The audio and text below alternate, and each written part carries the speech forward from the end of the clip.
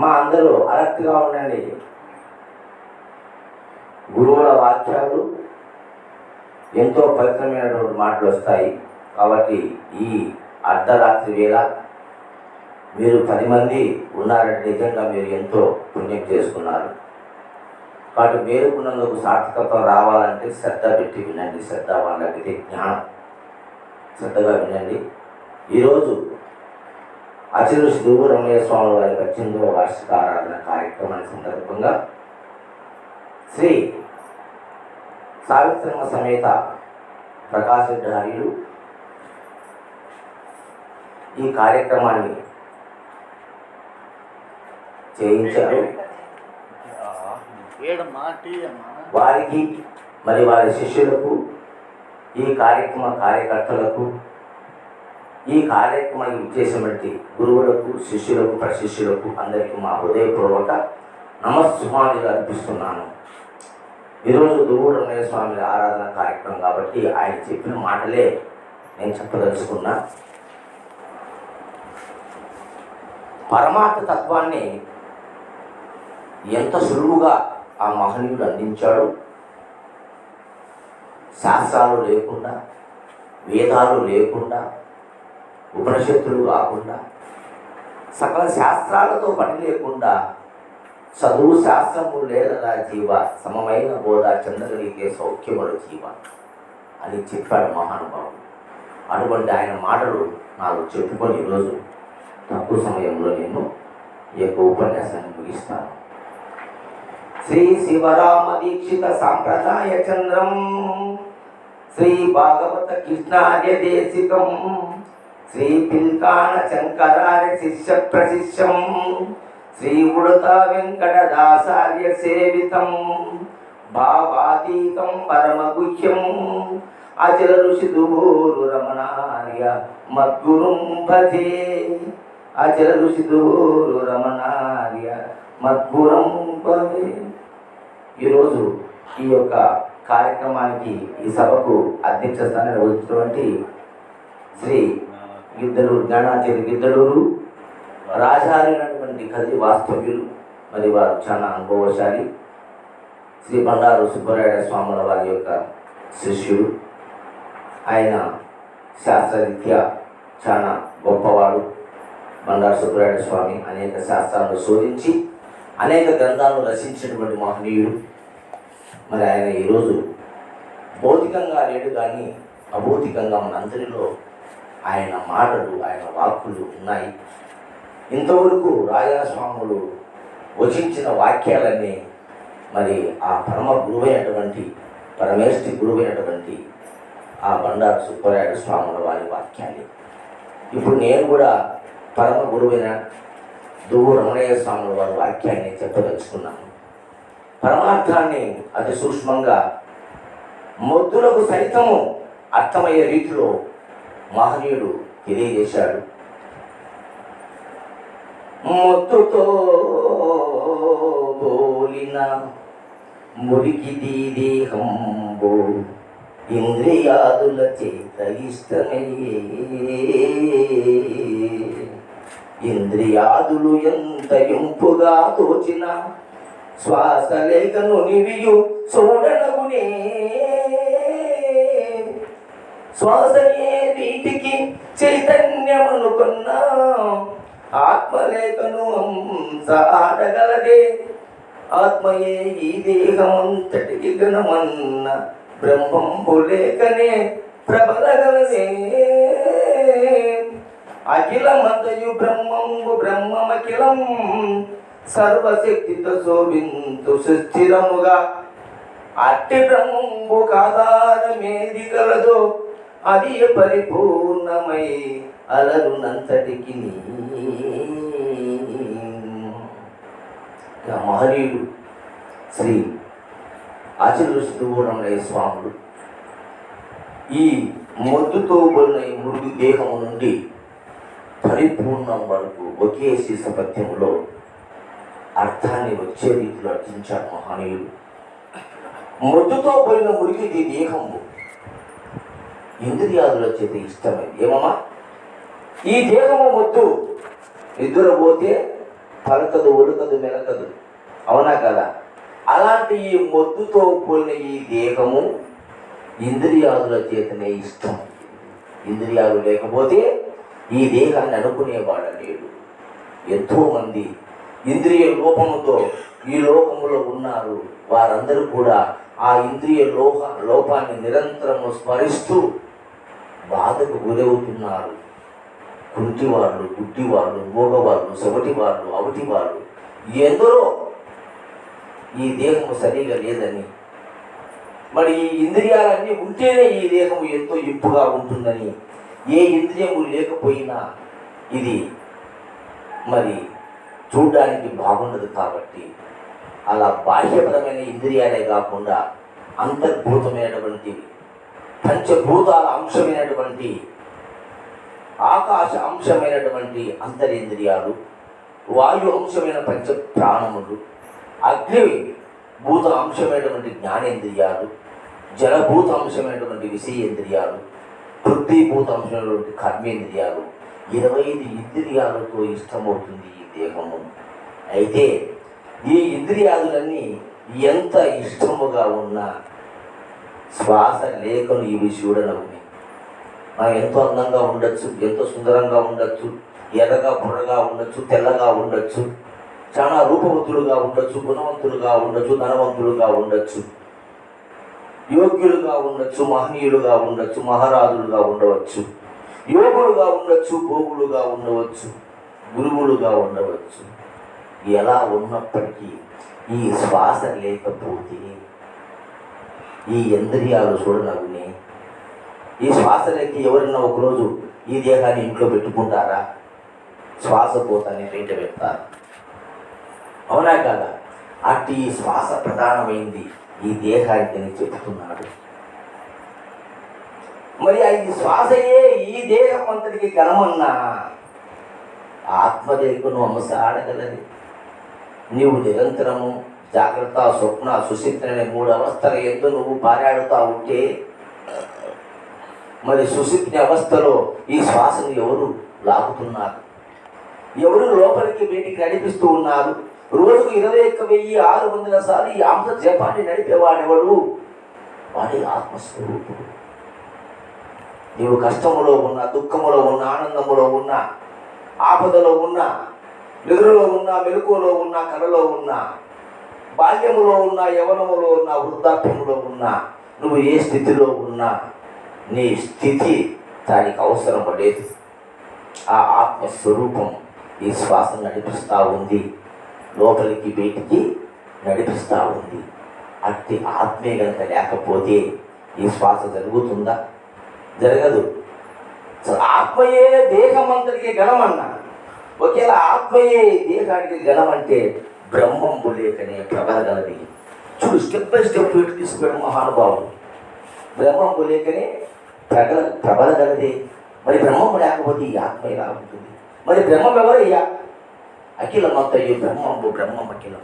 సర్వశక్తితో శోభిస్తూ సుస్థిరముగా సృష్టి స్థితి లయములు 24 ద్వీపరాశులు, గెలాక్సీలు, మండలాలు, దేశాలు, కాలము దేనికి పరిమితి లేకుండా శాశ్వతమై, సనాతనమై, అనంతమై, ఆది మధ్యాంతరహితమై, మానస గోచరమై ఏ పరబ్రహ్మ స్వరూపం ఉన్నదో అట్టి పరబ్రహ్మ స్వరూపము లేకపోతే ఈ ఆత్మ చరించగలదా? ఈ ఆత్మ చేత అవుతుందా? కాబట్టి ఆ ఆత్మకు ఏదైతే ఆధారం ఉన్నదో అది బ్రహ్మమై, అది అఖిలమంతయు బ్రహ్మము, బ్రహ్మం అఖిలమై సర్వశక్తితో శోభిస్తూ సుస్థిరంగా ఉండేది.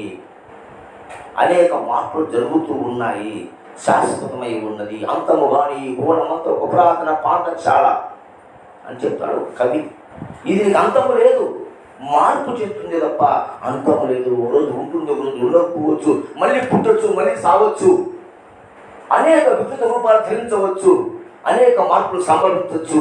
కానీ దానికి నాశనము లేదు, అది ఎప్పటికీ ఉంటుందని చెబుతూ అట్టి బ్రహ్మంకు ఆధారం ఏది కలదో అది పరిపూర్ణమై అరుణంతటిని, అంటే ఆ పరిపూర్ణ దైవాన్ని ఆసరా చేసుకొని ఈ బ్రహ్మము అనేకమైనటువంటి వికృత రూపాలు దాచుతూ ఉంది. కానీ ఆ పరిపూర్ణమే లేకపోతే దీనికి చోటు ఎక్కడి నుంచి వస్తుంది? కాబట్టి అట్టి బ్రహ్మమునకు ఆ పరిపూర్ణము ఆధారమై ఉన్నదని చెప్పేసి గురుదేవుడు సెలవిస్తున్నాడు. అటు సూక్ష్మమైన ఆ పరిపూర్ణ తత్వాన్ని, ఈ ఆత్మతత్వాన్ని, ఈ పరబ్రహ్మ తత్వాన్ని తెలుసుకోవాలంటే ఎలా?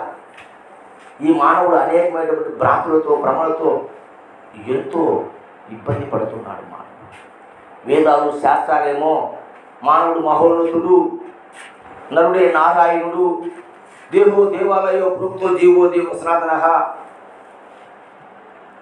జగత్సర్వం శరీరంతే అనేటువంటి గొప్ప గొప్ప మాటలు చెబుతూ ఉంటే ఈ మానవుడు ఏం చేస్తున్నాడు?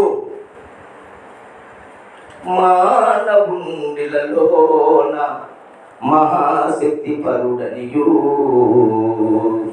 తత్వవేత్తలు చాలా చాటుచుండ అజ్ఞానవశముచే ఆగన తగనలేక అల్పునిగా తన్ను తానంచనేసి సైంటిస్టులాదిగా చక్కని డాక్టర్లు, ఇంజనీర్లు, మహావిఘ్నులంతా సత్యదైవమేదియో చక్కగాగనలేక సృష్టి ధర్మమును కూడా చూడలేక తాను చేసిన బొమ్మలను దేవుడను చింతలు తీర్చి మాధ్యూ సిరులు ఎనుచు ప్రార్థనలు చేయించుండిరి పుడమిలోన మనసు గుండెటి భ్రమ ఎంత మహిమ గలదే.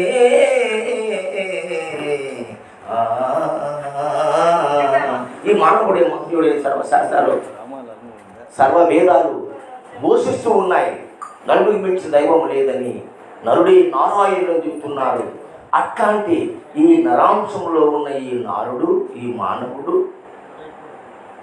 సత్యతను తెలుసుకోలేక మానవుడిలో మహాశక్తి కూడా చెప్తూ ఉన్న అజ్ఞాన వశము చేత తనను తాను తక్కువగా అంచనా వేసుకొని సైంటిస్టులు, ఇంజనీర్లు, మహావిఘ్నులు ఒకరు కాదు, ఆ శ్రీహరికొండలో పెద్ద పెద్ద రాకెట్లు తయారు చేస్తారు, ఆకాశానికి పంపిస్తారు, ఉపగ్రహాలు కొన్ని వందల సంవత్సరాలు అక్కడే ఉంటూ ఈ యొక్క విశ్వాన్ని యొక్క చరిత్రను తెలుపుతూ ఉన్నాయి.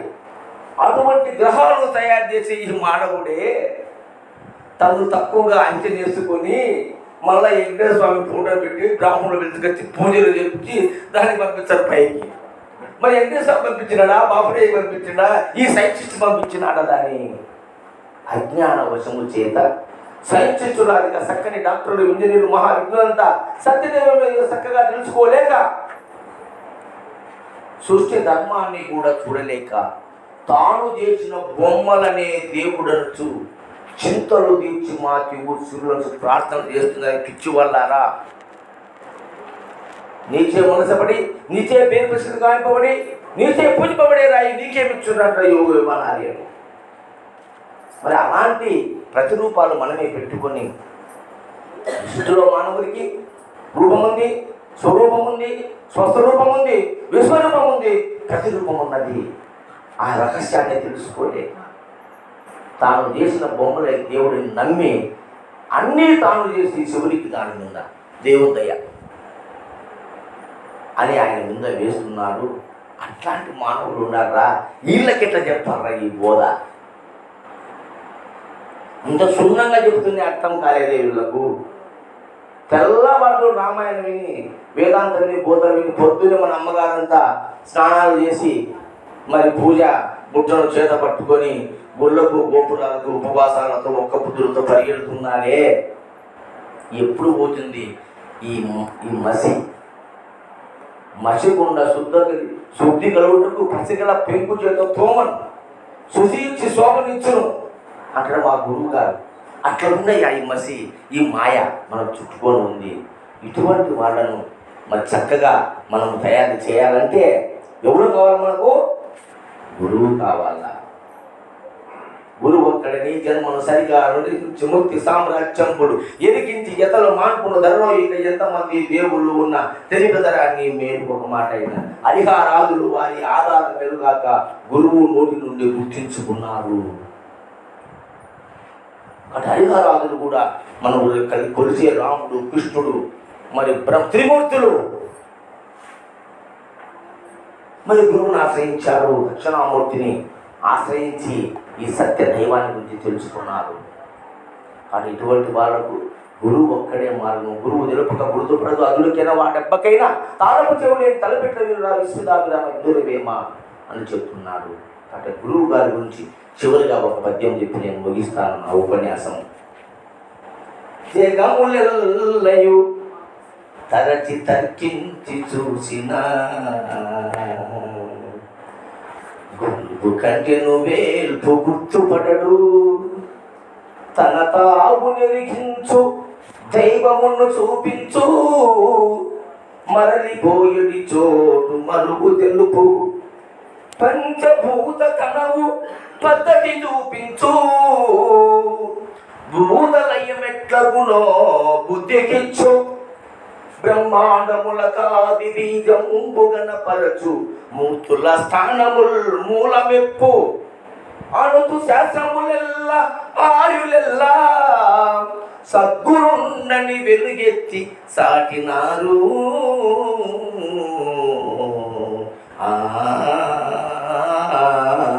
అయ్యా, నీవు ముక్తి పొందాలన్నా, పరమాత్మ తత్వాన్ని తెలుసుకోవాలన్నా, తానెవరో తెలుసుకో, రమణ చెప్పినట్టు నీవెవరో తెలుసుకో అన్నటువంటి ఆ యొక్క నీ నిర్ణయాన్ని తెలుసుకోవాలన్నా గురువు ఒక్కడే దైవం. జగము నెల్లయు తరచి తరిచించి చూసిన, అంటే చెల్లెడ పట్టి గాలించి చూసిన గురువుని మించిన దైవము లేదు.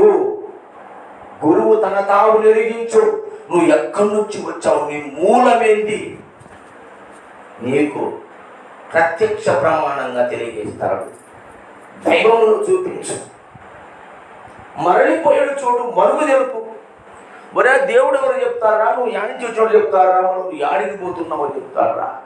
అది నా గురు స్వరూపం. గురు బ్రహ్మ, గురు విష్ణు, గురుదేవు మహేశ్వర, గురు సాక్షాత్ పరబ్రహ్మ, తస్మై శ్రీ గురువే నమః అని మనకు పెద్దలు సెలవిచ్చారు. బ్రహ్మాండములు కాదు, అంటే పంచభూత తనవు పద్ధతి చూపించు. అరే పంచభూతాలతో ఈ దేహం ఎలా అయింది? స్థూలంగా చెప్పాలంటే శిరస్సు ఆకాశము, కంఠము వాయువు, హృదయము అగ్ని స్వరూపము, పొట్ట జలము, కటిభాగము, పాదములు పృథ్వీ అని స్థూలంగా వీరబ్రహ్మం గారు కక్కయ్య చెప్పినట్టుగా, ఆ కక్కయ్య పోయి వాళ్ళ భార్య నరికినట్టుగా మన సినిమాలలో చూసినాము, చరిత్రలో చదివినాం. మరి సూక్ష్మంగా ఆలోచిస్తే ముందు మనం చెప్పినట్టుగా పంచభూతాత్మే ఈ యొక్క పంచదేహంలో ఈ దేహంలో 5 లేదు 25 తత్వాలతో మనం జీవిస్తూ ఉన్నాము. అటువంటి పంచభూత తనవు పద్ధతి చూపిస్తాడు. ఏ ఏ భూతముతో ఏ ఏ ఇంద్రియాలు ఈ దేహంలో ప్రబలుతున్నాయి, పనిచేస్తున్నాయి అనేటువంటి విషయాన్ని నీకు సున్నంగా సాంఖ్యశాస్త్రం నందు విమర్శిస్తాడు. తర్వాత భూత లయం ఎట్లా ఉన్నావు బుద్ధికి మళ్ళా ఎలా లయం అయిపోతాయి, మళ్ళీ నువ్వు ఎట్లా లేకుండా పోతావో దానికి చెప్తాడు. బ్రహ్మాండములకు అది బీజము కనవచ్చు. ఈ పిండ బ్రహ్మాండములకు ఏదైతే ఆధారం ఉన్నదో ఆ ఆధారమైన బీజము, విత్తనము, ఆ యొక్క పరమ రహస్యమైనటువంటి ఆ పరబ్రహ్మ తత్వాన్ని మనకు తెలుపుతాడు. ముగ్గుర మూర్తుల మూలమిప్పుతాడు. అణుదు శాస్త్రములెల్లా ఆర్యులెల్లా సద్గురుండని వెలుగెత్తి సాటున్నారు. అయ్యా, గురువు మించిన దైవం లేదయ్యా. అట్టి గురువును ఆశ్రయించి ఆ గురువుకు చతుర్థ శుశ్రూషలు చేసి తన మన ధనములను అర్పించి చంచల గుణము మాని ఆయన పాత చెంత నువ్వు చేరినట్లయితే ఆ గురుదేవుడు నిన్ను అత్తుకొని ప్రేమతో హృదయానికి అత్తుకొని తన బిడ్డ వలె నిన్ను కాపాడుతూ ఇహలోక సంబంధమైనటువంటి సర్వ విషయాదులు ఎందు నీకు సలహాలు ఇస్తూ పరమాత్మ తత్వాన్ని తెలియజేస్తాడు. అట్టివాడు సద్గురువు.